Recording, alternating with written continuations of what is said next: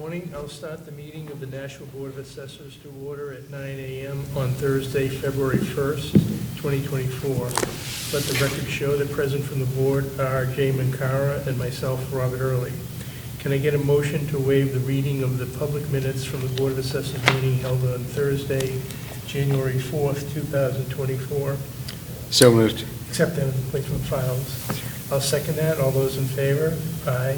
Aye. Motion carries.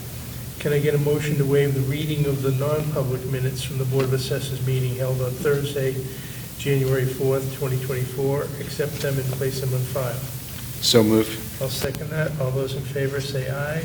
Aye. Opposed, nay. The ayes have it. Okay, the next item on the agenda is communications. Jennifer Zinn's department update. Good morning, Board. Morning.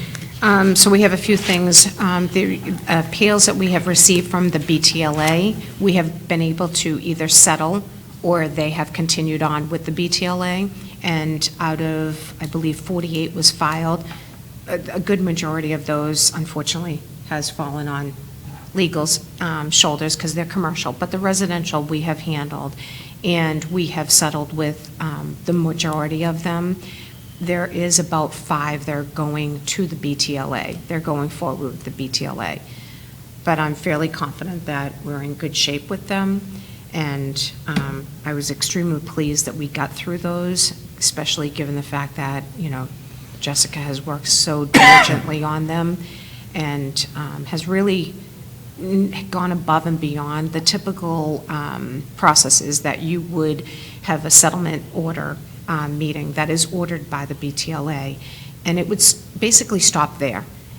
Jessica has gone as far as having 3, 4. I mean, she has really worked diligently to have not only the resident understand the process, but feel comfortable in how their assessments were derived.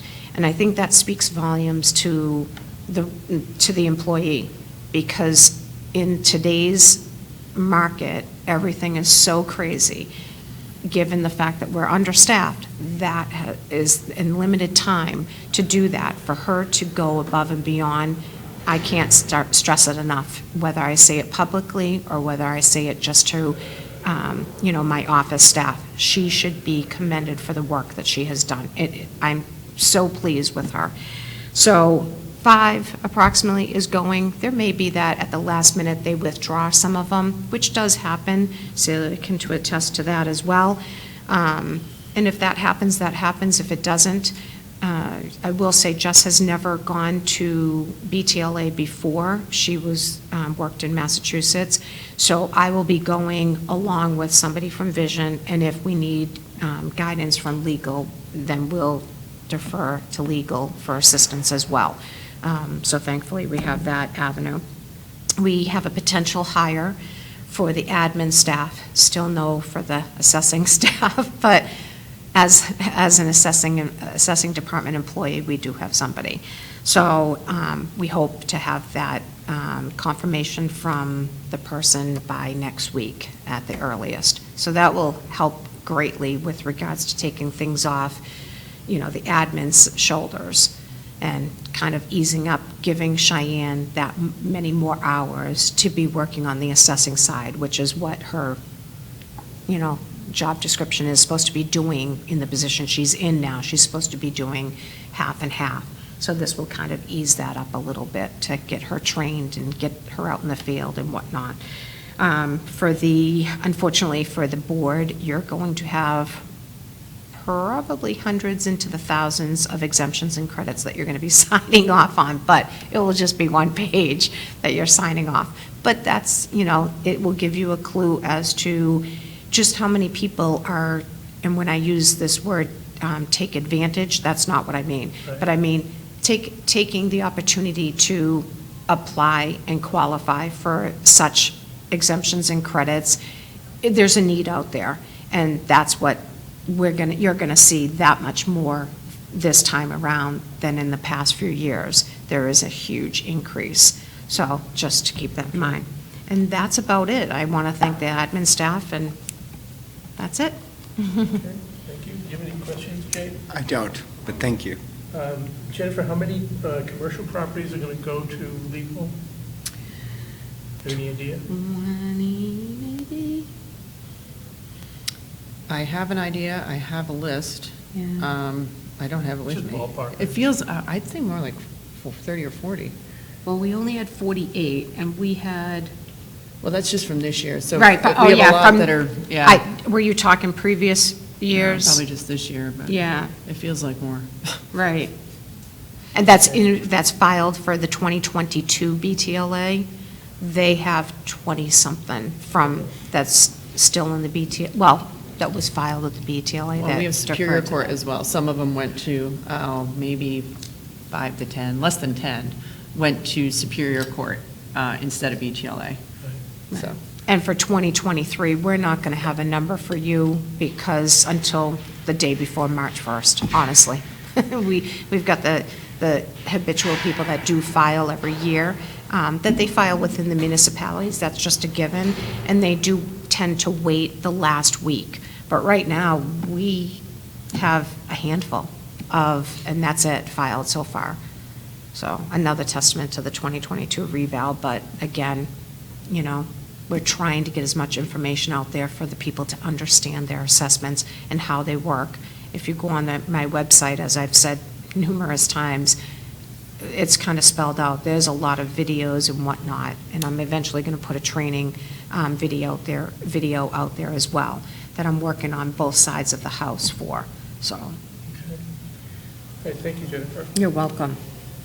The next item on the agenda is old business. I don't know of any. Do we have any? Okay, no? Okay. New business items.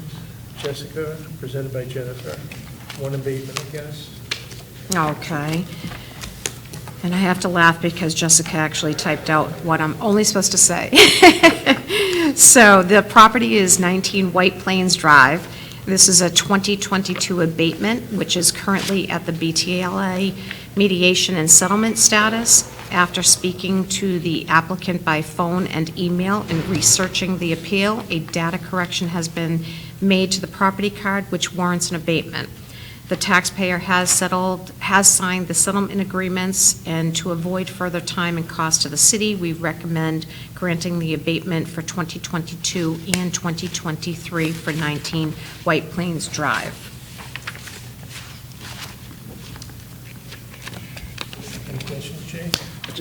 Do you know what the data correction was? I'm going to be honest, it was in your Don't remember seeing it. notes. Do you see that, Chair? Yes, I do. Okay, I see. I missed it. that's okay. And we did include the 2023, given that that database, the CAMA has closed, which you're familiar with. All right, then, can I get a motion to approve the abatement for the property at 19 White Plains Drive for 2022 and 2023? So moved. I'll second that. All those in favor say aye. Aye. Opposed, nay. The ayes have it. Is the second one, I believe.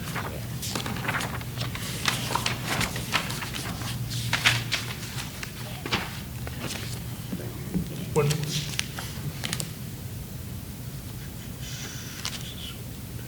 201 Millwright Drive?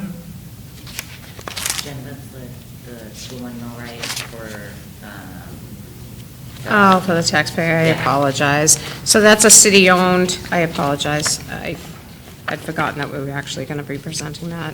That was a city taking and should not have received a July bill, but didn't capture it in time because of the timing of when we have to close down our CAMA for the bridging. And so that, it's the July bill that is being abated. That property has since been repurchased by the owner. So they did, in fact, get the December bill, which was correct, and it's just that July portion that we need to abate. Any questions, Jay? No. Nor do I. I can get a motion to approve the abatement for the property at 201 Millwright Drive for 2023, right? So moved. I'll second that. All those in favor say aye. Aye. Opposed, nay. The ayes have it. Is that it, Jen? Yes, thank you. Public comment? Anything? Nope. Next item, comments by members of the board. I don't have anything. Jay? I have none. At this time, I'd like to go into non-public. And can I get a motion to go into non-public for two reasons? First, to discuss matters which, if discussed in public, would likely affect adversely the reputation of any person other than a member of this board, unless such person requests an open meeting. This exemption shall extend to include any application for assistance or tax abatement, waiver of a fee, fine, or other levy, if based on inability to pay or poverty of the applicant pursuant to RSA 91-A:3, Roman numeral 2, Section C. Second, under 91-A:3, Section 2, Roman numeral 2, Section L, for the consideration of legal advice provided by legal counsel, either in writing or orally, to one or more members of the public body, even where legal counsel is not present. So moved. I'll second that. Roll call vote, Jay Mancara. Yes. Robert Early, yes. We are now in non-public at 9:11, 9:12.